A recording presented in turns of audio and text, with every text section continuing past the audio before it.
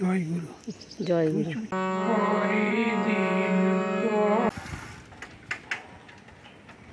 Cycle চালাতে কষ্ট হয় না, কিছুই না, হাঁপাই না, মানে শরীর ভালো থাকে। শরীর ভালো থাকে।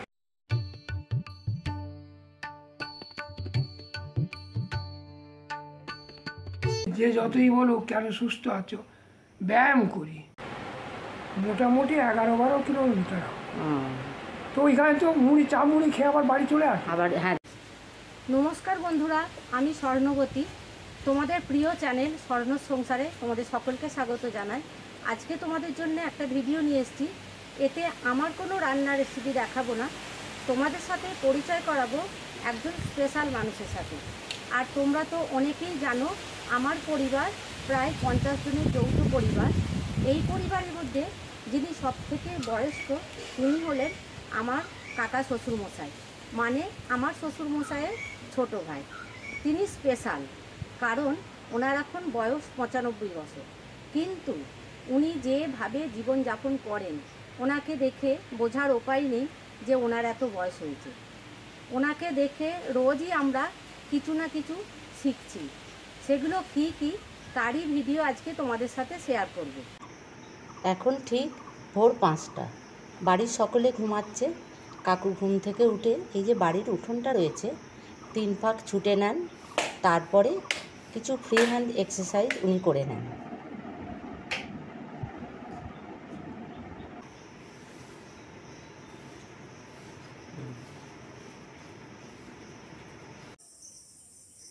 এইটা হলো আমাদের বাড়ির দোতলার ছাদ। চলো এই ছাদে উঠে কাকু কি কি করছে তোমাদেরকে দেখাই। সকালে ব্যায়াম করে কাকু এখন ছাদে উঠছে। এই সিঁড়ি দিয়ে কাকু যে কতবার ছাদে ওঠে।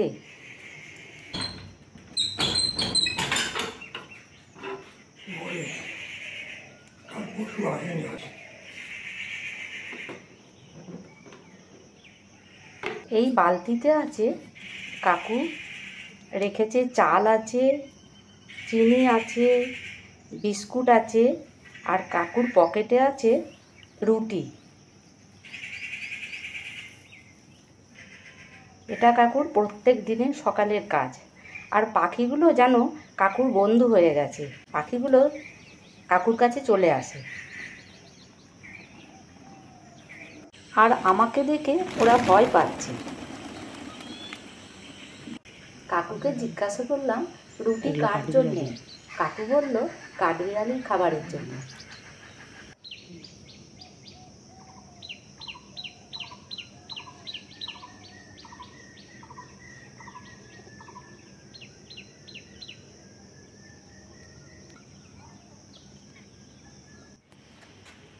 এইগুলো কে দিচ্ছেন?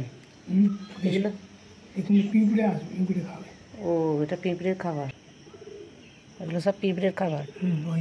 এই যে কাঠ পিঁপড়ে ছোড়ে, এই সরে খাবার দেওয়ার পর কাকু জল খেতে দেন বাটি করে। এরপর কাকুর কাজ লেখা।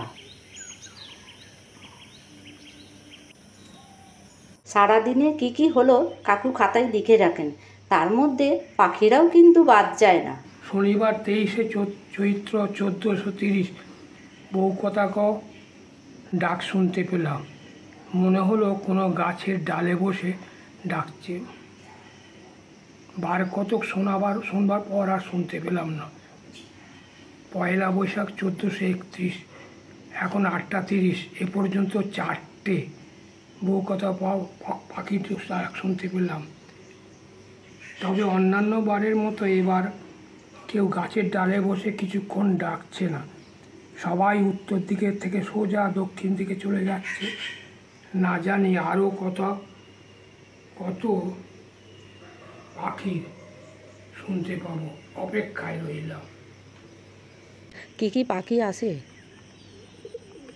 সব রকম আছে তো, অপেক্ষা করতে হবে।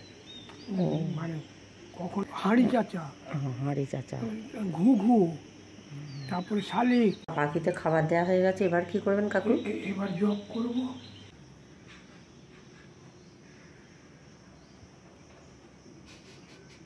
এখন কাকুর খবরের কাগজ পড়ার সময়।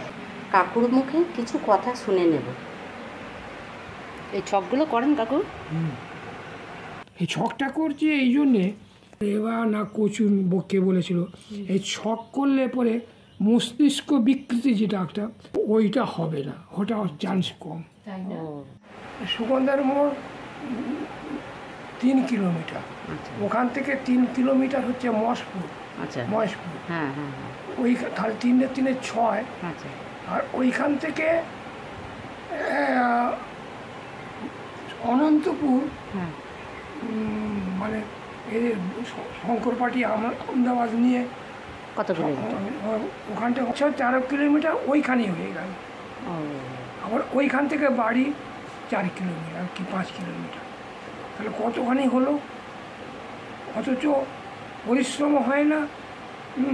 হাঁটা, সাইকেল চালাতে কষ্ট হয় না, কিছুই না, হাঁপাই না, ও, মানে শরীর ভালো থাকে। শরীর ভালো থাকে। এই সেদিনও এই বৃহস্পতিবার দিন ডাক্তারটা বললে হ্যাঁ যত পারবেন সাইকেল চালাবেন। আচ্ছা, তারপরে স্বাস্থ্যের সঙ্গে কোনো সম্বন্ধ নেই। গেছি বুকে একটা গ্যাঁজ অপারেশন করতে, হসপিটালে যে সার্জেন বড় ডাক্তার, মানে দৈব বাণীর মতো, তিনিও বললেন যত পারবেন সাইকেল চালাবেন।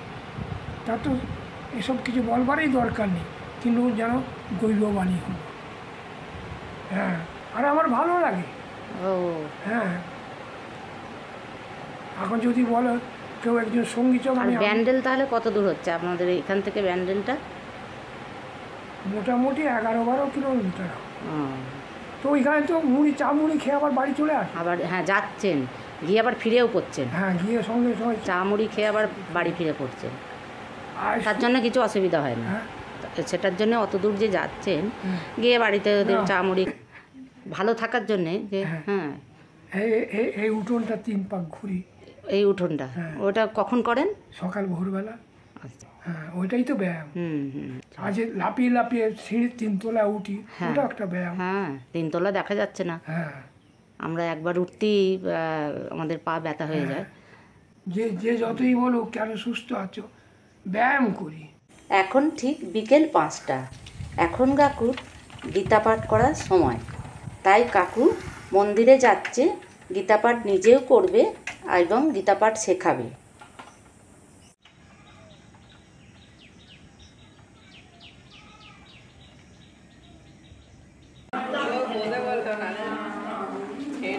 অজান অনন্ত মম ভূতমহেশ্বরম।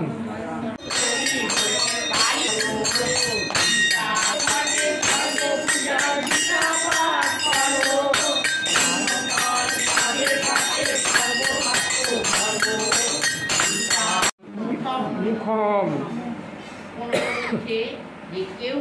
অহং যোগ্য অহং ঔষধম মন্ত্র অহং অগ্নি ধাতা পিতামহ। ছোট কাকুকে নিয়ে আরও একটা গল্প শোনায়, শুনলে তোমরা অবাক হয়ে যাবে। আজ থেকে প্রায় 15 বছর আগে কাকুর তখন বয়স ছিল 80। সেই সময় কাকুর হঠাৎই ভীষণ শরীর খারাপ হয়, তো হসপিটালে ভর্তি করানো হয়। শেষে এমন অবস্থা হয়েছিল যে ডাক্তারবাবুরা হাল ছেড়ে দিয়েছিলেন। তখন তো আমাদের মনের অবস্থা কি তোমাদেরকে আর কি বলবো। বাড়িতে ছিল সরস্বতী পুজো, তাড়াতাড়ি করে সরস্বতী ঠাকুর দশমী করা হয়েছিল। তারপরে হঠাৎ যেন এক মিরাকেল ঘটে, কাকু ওষুধে সাড়া দেন এবং কিছুদিনের মধ্যে সুস্থ হয়ে আমাদের কাছে ফিরে আসেন। তারপর থেকেই উনি এক নতুন জীবন ফিরে পান। তার নমুনা তো তোমরা দেখতেই পাচ্ছ। কাকু সন্ধেবেলাটা সময় কাটান কোনোদিন হরিনাম করে, কোনোদিনও বা আবার হারমোনিয়াম ধরে গান করতে বসে যান। কাকু খুব সুন্দর গান করতে পারেন।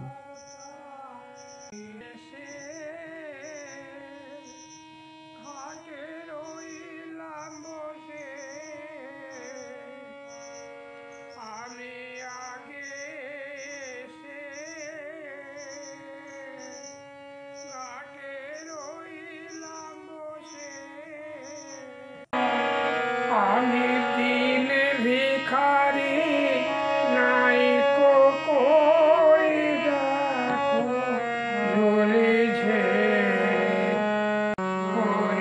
দিন তো গেল সন্ধ্যা হলো পার করো আমারে। আচ্ছা, তোমাদের ভিডিওটা দেখে কেমন লাগলো আর আমাদের ছোট কাকুকে দেখে কেমন লাগলো? ভিডিওটা যদি তোমাদের দেখে ভালো লাগে, তোমরা কে কোথা থেকে দেখছো কমেন্ট বক্সে লিখে জানাবে। আর অনেক অনেক অনেক ভালোবাসা দেবে। উনি যেমন সুস্থ থাকেন, ভালো থাকেন, প্রচুর শেয়ার করবে, কমেন্ট করবে। যে সকল বন্ধুরা আমার চ্যানেলে এখনো নতুন, চ্যানেলটিকে সাবস্ক্রাইব করে আমার পাশে থাকবে। কাকু, আপনি কিছু আমার বন্ধুদের বলতে চান? অবশ্যই তোমাকে মা আশীর্বাদ করছি। অনেক কালের আমার আশা যে এরকম একটা ভিডিও করতে পারি, কিন্তু তো কোথায় করতে হয়, যে যদি প্রশ্ন থাকে প্রশ্ন করবে, জানা যদি থাকে চেষ্টা করব, উত্তর দিতে চেষ্টা করব। সকলে ভগবানের আশীর্বাদে সুস্থ থাকবে। ভিডিও আমি এখানেই শেষ করছি। আর তোমরা সুস্থ থাকবে, ভালো থাকবে। টাটা। জয় গুরু। জয় গুরু।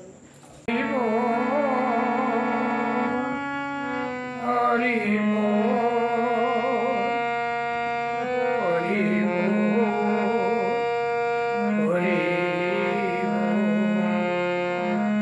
হরি হরি